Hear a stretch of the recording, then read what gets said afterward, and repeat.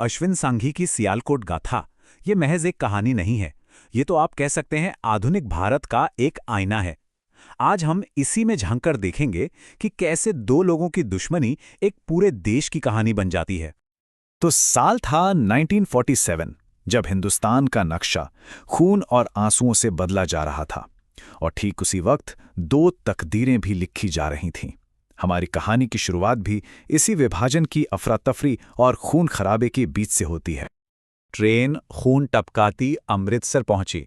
सोचिए, सिर्फ ये एक लाइन ये उस दौर की पूरी तस्वीर सामने रख देती है ना? और यही वो जमीन है जिस पर इस पूरी गाथा की नींव रखी गई।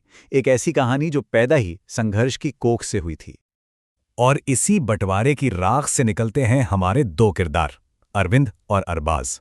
इनकी जिंदगियां ना हमेशा एक दूसरे के समानांतर चलती हैं, पर हमेशा एक दूसरे के खिलाफ। ये दोनों हैं जैसे 1947 में ही ढाला गया एक सिक्का जिसके दो पहलू हैं। एक तरफ है अरविंद, सियालकोट से आया एक हिंदू रिफ्यूजी जिसका सब कुछ लुट चुका है। वो हर चीज में लॉजिक ढूंढता है, सवाल करता है। दूसरी तरफ है अरबाज, बॉम्बे की झुग्गियों में पला बड़ा एक मुस्लिम लड़का जिसने बचपन से ही दुनिया की कठोर हकीकत देखी है। वो लॉजिक नहीं, सर्वाइवल समझता है। तो आप देखिए, उनकी शुरुआत ही इतनी अलग थी कि दुनिया को देखने का उनका नजरिया भी बिल्कुल जुदा होना ही था। और ये जो फर्क है ना उनके किरदारों में, वो बचपन की छोटी छोटी घटनाओं में साफ दिखता है। जैसे एक तरफ छोटा अरविंद इस बात पर दिमाग लगा रहा है कि वेटर को वेटर क्यों कहते हैं, जबकि इंतजार तो हम कर रहे हैं। ये देखिए उसकी एनालिटिकल सोच। और दूसरी तरफ अरबाज का परिवार, वो फिल्म की टिकट्स तो ले सकता है लेकिन बीच में खाने के लिए स्नैक्स नहीं। ये छोटी सी बात उसे सिखा देती है कि दुनिया में कुछ चीजें हमेशा पहुंच से बाहर रहती हैं। यही छोटी छोटी बातें असल में उनकी पूरी जिंदगी की कहानी की नींव है।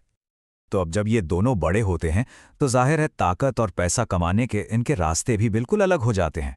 एक का हथियार है दिमाग तो दूसरे का बाहुबल। अब अरविंद का तरीका देखिए। वो है कॉरपोरेट दुनिया का शहंशाह। स्टॉक मार्केट में ऐसा खेल खेलता है कि किसी को कानों कान खबर ना हो। मॉरिशस में 108 फर्जी कंपनियों का एक पूरा जाल बिछा रखा है उसने। उसका काम करने का तरीका एकदम ठंडा, एकदम कैलकुलेटेड है। इमोशंस के लिए वहां कोई जगह नहीं है।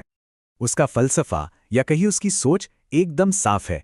बेदाग आत्मा वाला व्यापारी एक विरोधाभास है। मतलब उसके लिए बिजनेस और ईमानदारी ये दो अलग अलग रास्ते हैं जो कभी नहीं मिलते। नैतिकता उसके लिए एक बोझ है और वो इस बोझ को ढोने के लिए बिल्कुल तैयार नहीं। और फिर आता है अरबाज। उसकी दुनिया बिल्कुल अलग है। उसकी ताकत किसी एयर कंडीशन ऑफिस में नहीं बल्कि सड़कों पर है। वो अंडरवर्ल्ड के लोगों से रिश्ते बनाता है, नेताओं से साठगांठ करता है। वो मौके का फायदा उठाना जानता है। जब 1983 में इंडिया वर्ल्ड कप जीतता है और पूरा देश जश्न मना रहा होता है, अरबाज उस जश्न से भी अपना मुनाफा निकाल लेता है। वो लोगों की नब्ज पकड़ता है, सिस्टम को नहीं। और पता है, यही बात इस कहानी को बहुत खास बनाती है। अरविंद और अरबाज की जो ये दुश्मनी है ना, ये सिर्फ दो लोगों की आपसी लड़ाई नहीं है। ये तो भारत के इतिहास के साथ साथ चलती है, बल्कि यूं कहिए कि ये भारत के इतिहास के ताने बाने में ही बुनी हुई है। जरा इस टाइमलाइन पर नजर डालिए। 1965 की जंग हो या 1983 का वो यादगार क्रिकेट वर्ल्ड कप, देश में जो भी बड़ी घटना होती है वो इन दोनों के लिए अपनी निजी जंग का एक नया मैदान बन जाती है। जब राजीव गांधी की हत्या के बाद देश की राजनीति में भूचाल आता है तो अरबाज के पॉलिटिकल कनेक्शंस उसे और ताकतवर बना देते हैं। और 2004 के चुनाव, वो सिर्फ देश की सरकार नहीं चुन रहे थे, वो इन दोनों के बीच का पावर बैलेंस भी तय कर रहे थे। दशकों तक ये लड़ाई चलती है।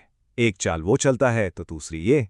लेकिन फिर कुछ ऐसा होता है जो सब कुछ बदल कर रख देता है। एक पर्सनल ट्रेजेडी, एक ऐसा हादसा जो उनकी इस कभी ना खत्म होने वाली जंग पर अचानक ब्रेक लगा देता है।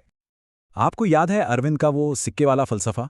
वो हमेशा कहता था कि सिक्के के दो पहलू, हेड और टेल, उतने जरूरी नहीं हैं। जरूरी है वो धातु जो उन दोनों चेहरों के बीच में है, जो उन्हें जोड़कर रखती है।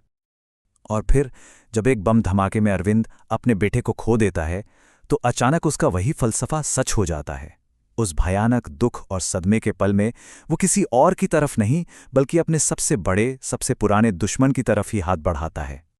और यहीं पर उनकी दुश्मनी का अंत होता है, लेकिन किसी जीत या हार से नहीं, बल्कि एक थकी हुई गहरी समझ के साथ। वो एक दूसरे से कहते हैं, भले ही हम दोस्त ना हो पाएं, लेकिन अब हम दुश्मन न रहें। उनकी कहानी हमें एक बहुत बड़े सवाल के साथ छोड़ जाती है ना? जब जिंदगी भर की लड़ाई, जिंदगी भर की दुश्मनी खत्म हो जाती है, तो आखिर में बचता क्या है? क्या बड़ी तकदीरें इस बात से लिखी जाती हैं कि कोई इंसान क्या बनाता है, या इस बात से कि वो जिंदगी भर किससे लड़ता है? सियालकोट गाथा का जवाब शायद ये है कि अरविंद और अरबाज की तरह ही हमारे देश भारत की कहानी में भी ये दोनों चीजें एक दूसरे से कभी अलग हो ही नहीं सकती।